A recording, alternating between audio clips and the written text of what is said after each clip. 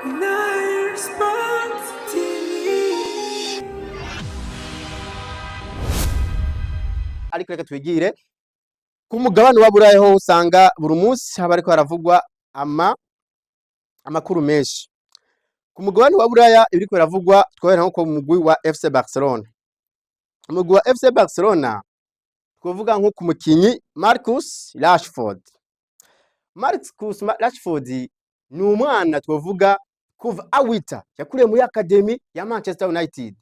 Ariko uko imyaka igenda irahera nuko novuga uburongozi butagiye mubanira neza muri Manchester United. Murazi ko byanse pe biranka nubwo yari academy ya Manchester United yari no mu bakinyi benshi kahise kuri niveau yiwe wabona ko afise cish ashobora kumarira Manchester United ndetse murazi ko no mu guseruka gihugu wo mu Bwongereza yaratumwa ko cyane. Ariko buriya gutuma ko mu guseruka gihugu atacizero ufise mu mugwi ntibikunda. Sinzi ko mubona muri iyo misi ntari karatumwa ko vyaranse pe biranka gushika yaho murazi ko mu kwa mbere yaciye atizwa hehe kwa Aston Villa.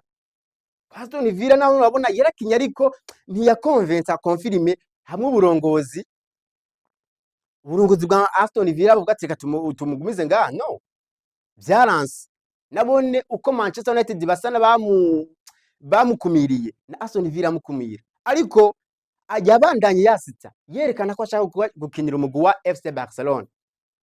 Rero uno munsi waundi ngo here we go cyangwa Gildon Marcus Rashford ni umukinyi wa FC Barcelona ariko agiye kunizanyo y'umwaka umwe.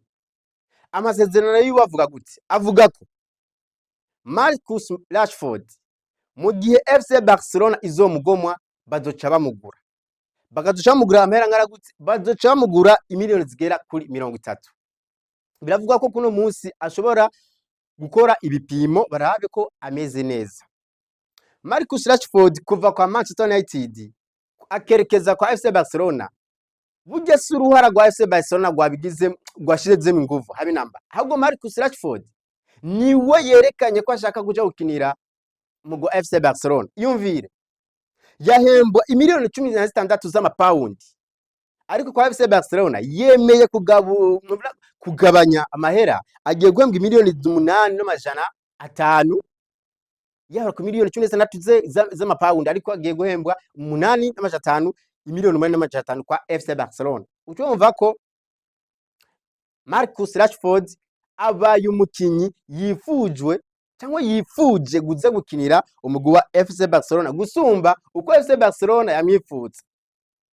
Uno munsi rero umuntu agaca yibaza ko Marcus Rashford agiye kwa FC Barcelona muri trio yabo dusanzwe tuzi ko ari nabanduka. Hariho Lamine Yamal, hariho uyu Robert Lewandowski a 36 ariko aragenda, hariho na Rafael Diaz Beloli Rafinha.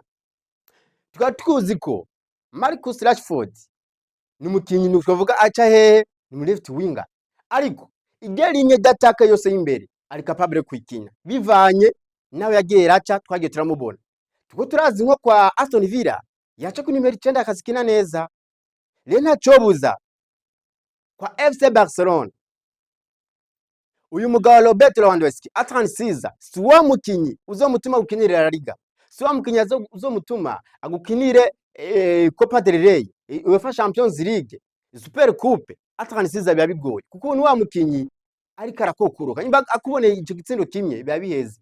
Rero Marcus Rashford kuje kwa FC Barcelona novuga ko ni gipimo kandi ni na shwa nziza yiwe ariko yo kwerekana uyu mugabo asanzwe ariko amyereza FC Barcelona hasifike ko amutumye ko cyangwa mwaye ikizero bikunda, kuko Marcus Rashford akazitwara neza n'iyi trio ya trio d'attaque ya FC Barcelona umwanya zo uronka, kuko turamaze kubona ko uyu mugabo asanzwe amenyereza umugwa FC Barcelona hasifike arazi kuremamo ikizera abantu. Twarabonye Sezini yamukuye mu zabukuru aramuzana inakipe nyamwe mu manya, ariko mu gihe Ter Stegen yari yavunitse amubwira Sezini ngwino ukine. Rero ntacobuze uyu mugabo Rashford kari we yifuje kuja mu mugwi wa FC Barcelona akazi kariwe, ategerezwa gukora akonvenke akonfirime ko umwanya kwa FC Barcelona awukeneye, kuko uko amateka twereka biratwereka ko FC Barcelona n'abakinyi bava mu Bwongereza kenshi ntibakunze guhana abakinyi, kenshi pe ntibikunze gukunda ko abakinyi barahana, ariko si kenshi bahagiriye ibihe vyiza. Twarabonye nk'aba uyu Aubameyang, Emerick Aubameyang kwa FC Barcelona ariko ntagiye hamaze.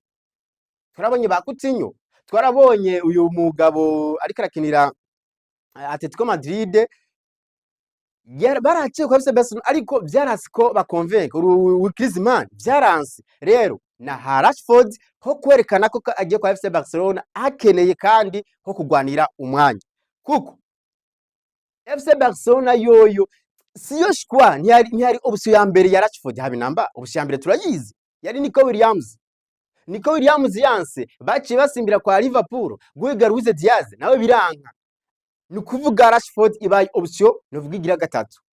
Mu gihe ibaye option igira gatatu, birumvikana ko umukinyi ari we azozana inguvu nyinshi gusumba uko umugwi wowe uzomutirako attention, kuko bobo bamuzanye kubera ko wewe yishakira novuga gukina mu mugwi wa FC Barcelona. Twigire kwa kandi gakuru na cyane novuga karaba abafana. Na nijoro umugwi wa Inter Miami wariko urakina urukino bakina na Anyway. Inter Miami iza gutsinda ibitsindo 5-1. Muri ivyo bitsindo 5 Lionel Messi yatsinze mu bitsindo 2, mu gihe ibindi bitsindo 2 byatsinzwe na Jordi Alba. Araze ko bose n'abakinyi bakiniye umugwi wa FC Barcelona. Rero Messi yaciye acako Cristiano Ronaldo igitsindo kimwe mu bitsindo ata penalty zirimo.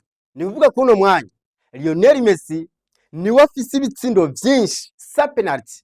Lionel Messi yaciye agira ibitsindo 764 ata penalty zirimo, mu gihe Cristiano Ronaldo yaciye agira ibitsindo 700, asanzwe afise ibitsindo 763 ata penalty zirimo.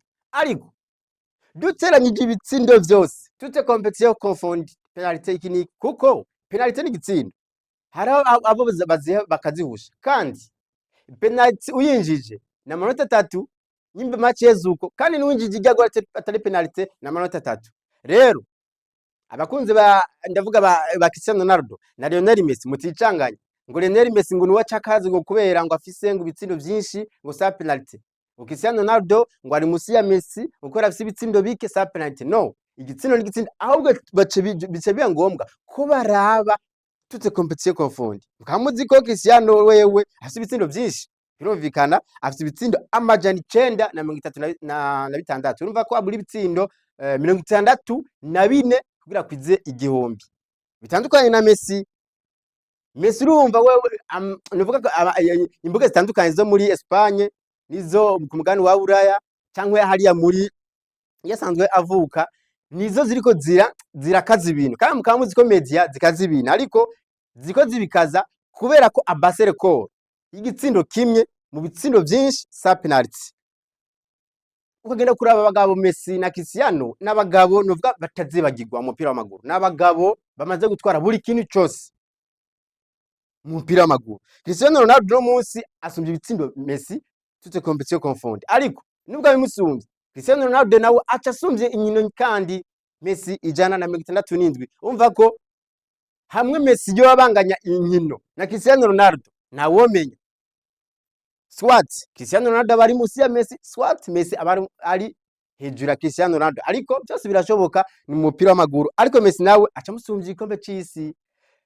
Nivyo rero byariko biravugwa hagati y'umugabo wa Cristiano Ronaldo na Lionel Messi. Aho ndazi bafana ba FC Barcelona ndetse n'abafana ba Real Madrid, kuko abakinyi bose ariyo baciye baraza kugira ama commentaire menshi bavuga Messi ni wakaze, Cristiano Ronaldo ni wakaze, ariko ico nobabwira abagabo baragoye gutandukanya. Nivyo byariko biravugwa yani n'ama transfer agatandukanye tuzogenda tugaruka ko. Reka ndabashimire mwebwe mwese mudageshanya gutwereka ko tuba turi kumwe, ndavuga ku rubuga rwa Nari Sport TV. Ndabakengurukire ndabifuriza kubandanya mugira ibihe vyiza, jewe namwe nabutaha. Ciao ciao.